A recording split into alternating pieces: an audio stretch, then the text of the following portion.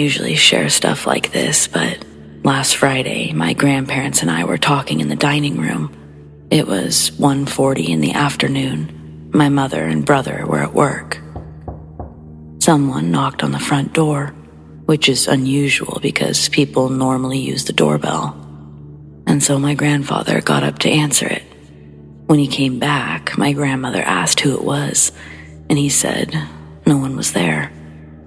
We have a very long path down the driveway to the door. He didn't see any vehicles or people.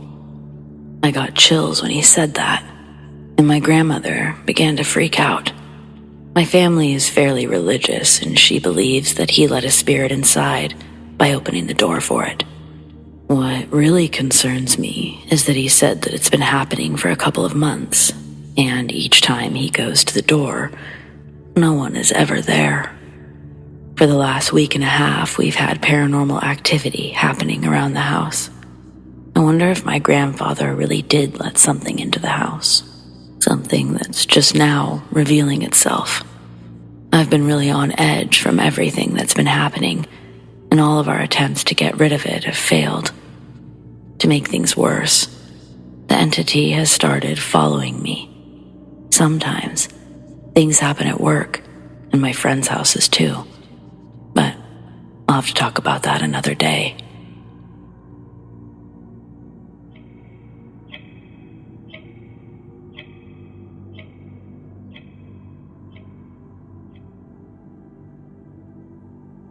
My family home was built in the 1960s by my grandparents, and I believe it's been haunted by several different paranormal entities.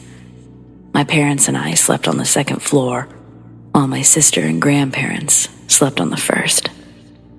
Their experiences I'm going to share began 15 years ago. My older sister was the first one to be noticeably affected. She suddenly began having sleep paralysis all the time. I know that isn't scientifically related to the paranormal, but my country's folklore relates them to a specific entity known as a dark man, for lack of a better translation. Some might call it a sleep paralysis demon, and it's often thought of as an evil, mischievous spirit. At first, we thought nothing of my sister's experiences, but then they became so frequent that it began to worry us all. Soon, more things started happening. She would wake up in the middle of the night to feel something invisible pulling her hair. She would freak out and call for Grandma, who always came running with a bottle of holy water. After spraying it around the room, they prayed together. On a different occasion, whatever was playing with her hair also breathed on her face, which freaked her out even more. Once, my mom, my sister, and I were watching TV when my sister suddenly shifted into a state of sleep paralysis while fully awake. It took a few seconds for Mom and I to realize what was happening. She was shaking, with her eyes open, struggling to make a sound. When she finally woke up, she let out a blood-curdling scream, crying and yelling, "It got me! Why didn't you help?" She was visibly shaken and pale. Grandma arrived with her usual remedy, and even my father walked out of the bedroom, totally freaked out by her screams.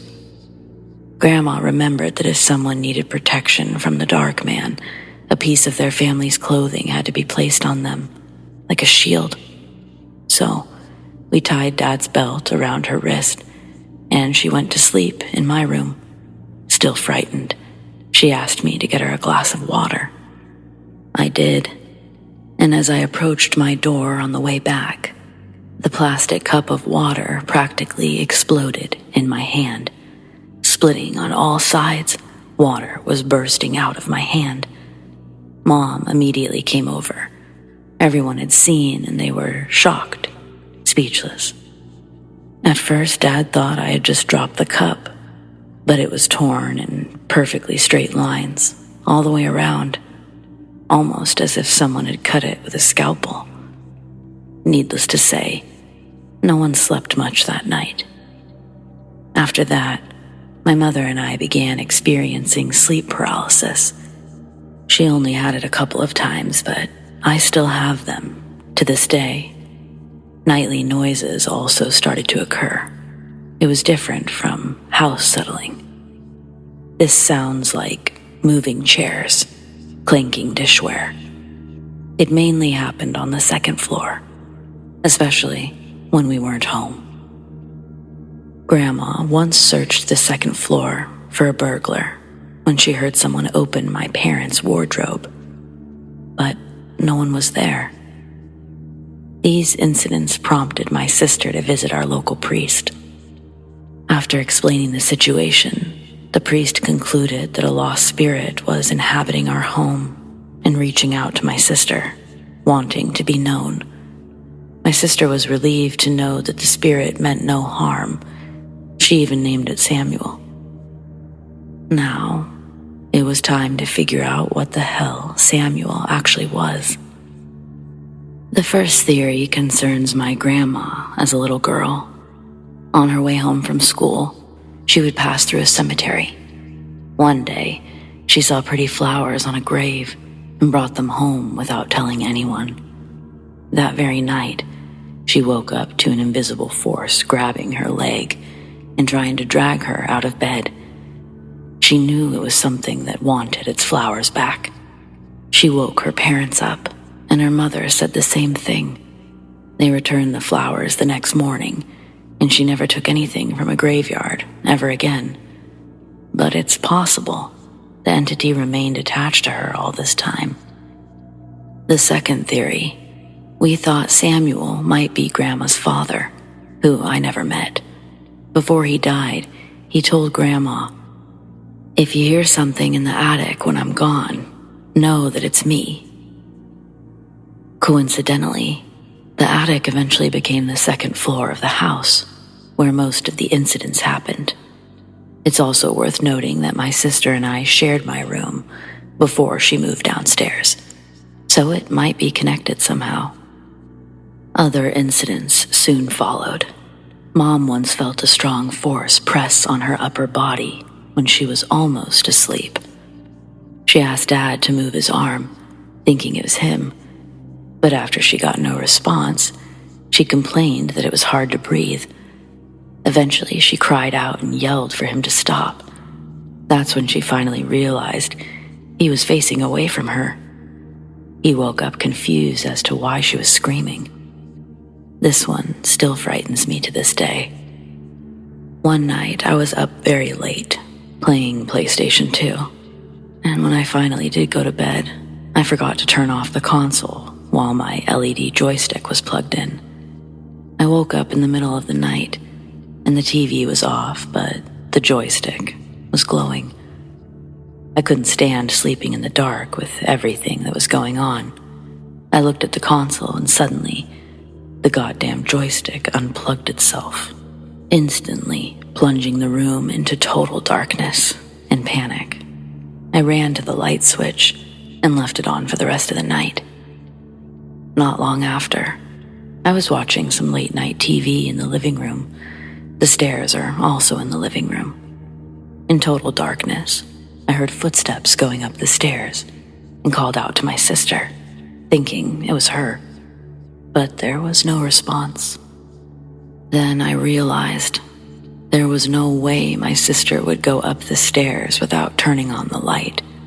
She's almost 30 now, and she still sleeps with a light on.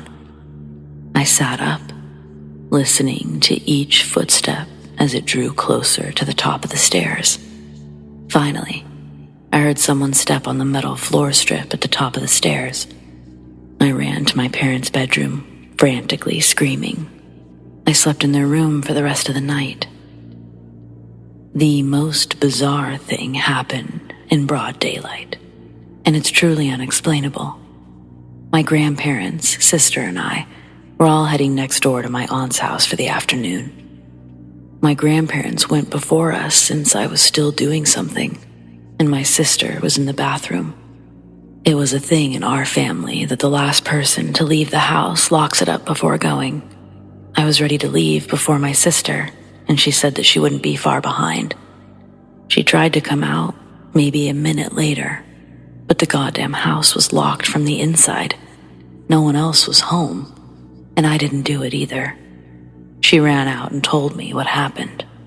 We checked the locks, tried to recreate the situation, but it was impossible. The key had to be turned 6 times for the door to be locked. This was the last major thing from the beginning of our time in that house. It was followed by mostly noises, which we eventually learned to live with.